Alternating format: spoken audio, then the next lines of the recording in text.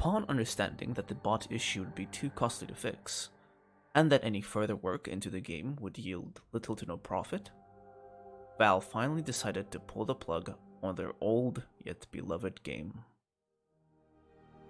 The bots had gotten so out of hand that it was virtually impossible to play the game on any official server, with all of their band-aid fixes not working, and the already dying community in uproar. Valve finally shut down all official servers. It was now in the hands of the community itself to take care of the game, and that is just what they attempted to do. Everyone had retreated to the community servers in order to enjoy the game without the interruption of bots. It seemed that, in a weird way, the bot problem had taken care of itself. Many plans were made by those who loved the game to bring it back, but unfortunately, all of those plans had failed. The SFM videos failed to garner any attention on YouTube, leading it to being a waste of time for the animators.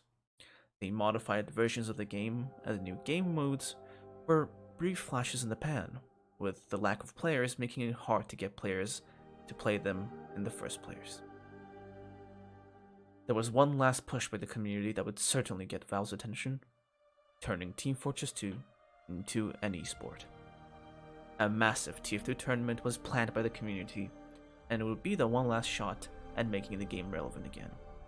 Unfortunately, this attempt too was a failure. Most of the big content creators and those with resources had left the game, not to mention how many of the skilled players no longer even played the game, focusing their efforts on more rewarding esports instead, like Overwatch.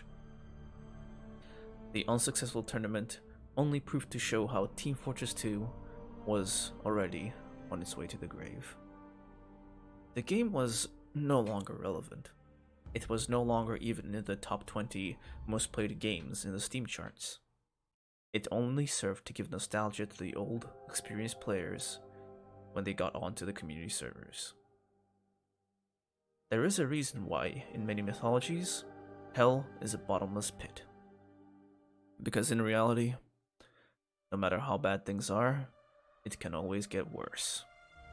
Stories began to spread of how a few community servers were spammed with bots, leading to them crashing and leading to their destruction for the most part. They were not believed initially, but soon, the appearance of bots was more and more commonplace. The newer players had no idea what was coming, so they naively kept playing, but the experienced players knew what was about to happen. The final nail in TF2's coffin was ready to be hammered down, as the bots returned to finish what they had started.